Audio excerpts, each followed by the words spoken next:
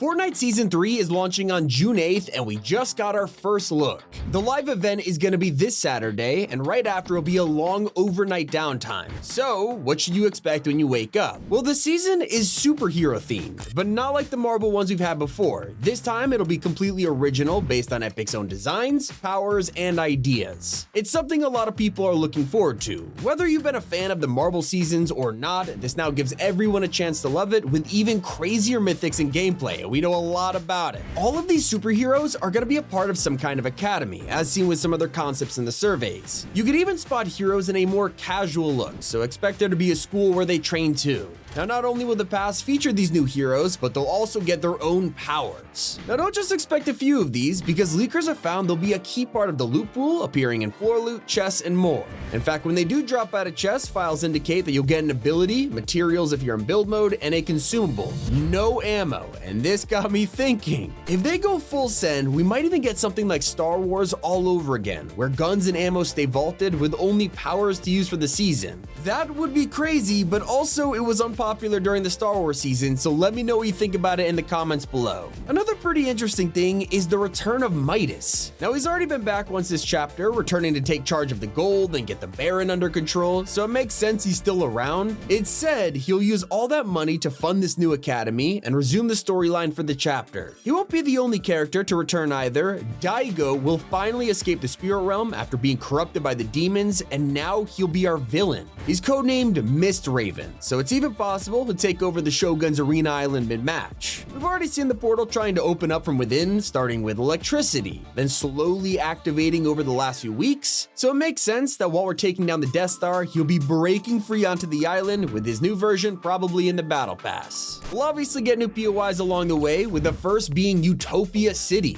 Not only do we know what this will be, but we even know where, with it completely taking over Seaport City, which is one of the main locations for Chapter 6. It'll be surrounded by a new biome, just like Lawless had, with its own color of grass, trees, and more. Think like a futuristic theme. This will likely be the home of the superhero headquarters, you know, just like Avengers Tower or even the Baxter Building, which also ties in perfectly with the retro future theme. And there is an important movie releasing during the season, so don't be surprised if the Fantastic Four themselves show up for their long-anticipated release. Now, we've already mentioned Daigo's corrupted skin should be in the past, but who else is joining him? Well, there's a bunch of concepts you can take a look at already, and these guys are already confirmed to be the superheroes for next season thanks to this leaked icon in the files matching all of their suits. But obviously, probably not everyone will be in the pass. We already have the code names Polarity Wind, Ashen Magnus, Bent Batten, and Spatial Travel, so you'll have to leave your guesses which ones they'll match up with. But the lineup won't be entirely heroes, especially with the same kind of suits that get pretty boring, so instead there'll be others in the mix like this chameleon skin. He's codenamed Lazy Liz and featured in the surveys with some assets already in the files, so it's very likely he's our meme skin of the season. Even with this hero theme, that won't stop Epic from making collabs. While we don't know for sure which ones will be in the Battle Pass, it is almost certain we're getting One Punch Man. That's right, we're getting another anime franchise in the game, and it's one fans have been begging for. Somehow Darth Vader was the one to leak it, with text in the files describing every skin, but one of them was wearing a yellow and red suit with a black belt, he had a bald head, and no facial features, so like literally it has to be Saitama. Now there is evidence of other collabs too, with some leakers pointing towards DC's Robin making an appearance, potentially in the past as well. Somehow we've gotten over 6 Batman outfits, but not one for a sidekick, so now might truly be the time for it. We've heard of a baton melee item in the works, so maybe he'll even get a Nightwing style. After all, Warner Bros. And DC are back on good terms with Epic, bringing back all but one of their past collabs. I'm looking at you, Black Adam. We've even got new crossovers like Ninja Batman and Adventure Time, so not only does that increase the credibility of Robin, but it also opens up the opportunity for Superman. And I know what you're thinking, he's already in the game, right? Well, he is technically locked to a Chapter 2 Battle Pass, and with the new movie right around the corner, releasing in the middle of the superhero season, like what better way to make a new one for the shop? Leakers believe we'll get him, along with a Fortress of Solitude POI in a mid-season update, replacing Masked Meadows. But it doesn't stop there. By now, we've gotten pretty used to the big update of the season giving us an insane power, like Doom's armor, Godzilla, we had the Star Destroyer, and this time, it'll make us Superman.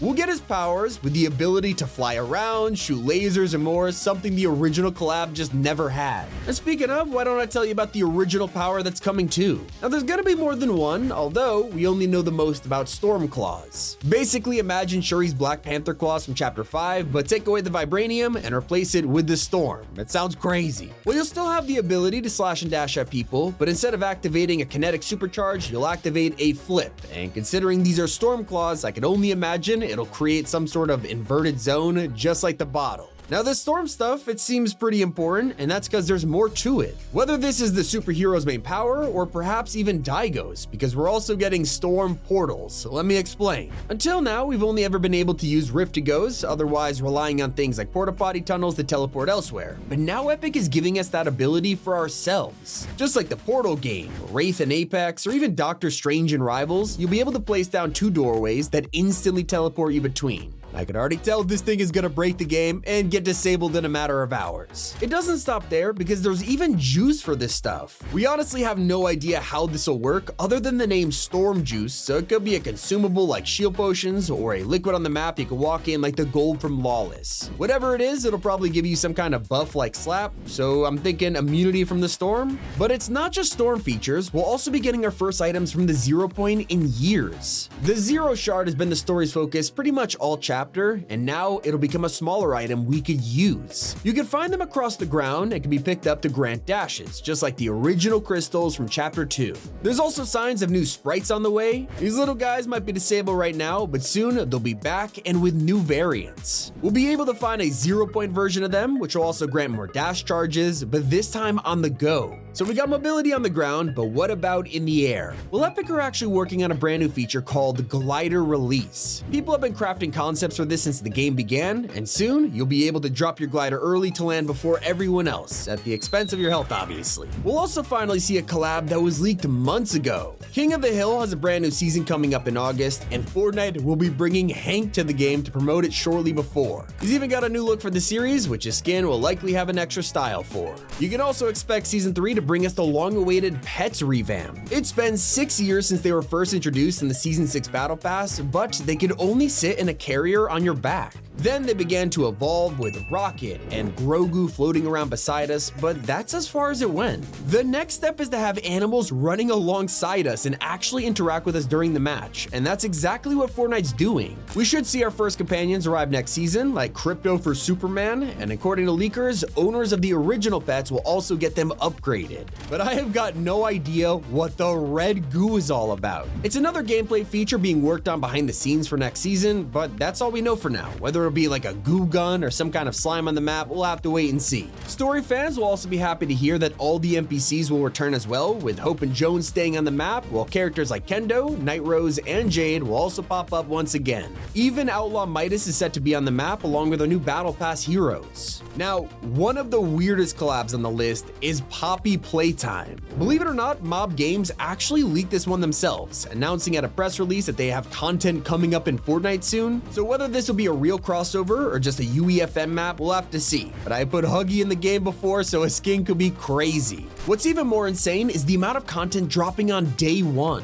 On June 8th, we'll see the new BR season, the next season for OG, both of their passes, and a new LEGO one too. It's chaotic, but what makes it even weirder is when you realize these are both the same theme. It is no coincidence that OG transitions into Fortnite's first superhero season right as we get one years later in Chapter 6. And with the theories that OG might start becoming an alternate reality, if they find a way to connect the two seasons, it'll be really interesting. Especially if they start taking steps to maintain the player count. Right now, OG's player base is already split between 9 different playlists. We have solo, duos, and squads for both build and zero build, and then we have ranked. They were already forced to remove ranked no build after low players, and evidence shows they're thinking about taking away ranked in general. If so, this will only be better for the mode overall, giving more players in the normal version, so hopefully they can start to reduce the bots. Now, while there's already the guided missile in OG, there's also another in the works for the future. Whether this will arrive next season, we have no idea, but we already had the lumpy rug rocket leaked over 2 years ago, so maybe it'll finally get finished. Another strange addition is Batman's Mythics. Both the Batarangs and Grapnel Gun have been lurking in the files, but now it might finally get unvaulted. With Superman, Robin, and more DC making an appearance, the hero-themed season is the perfect time to bring these back.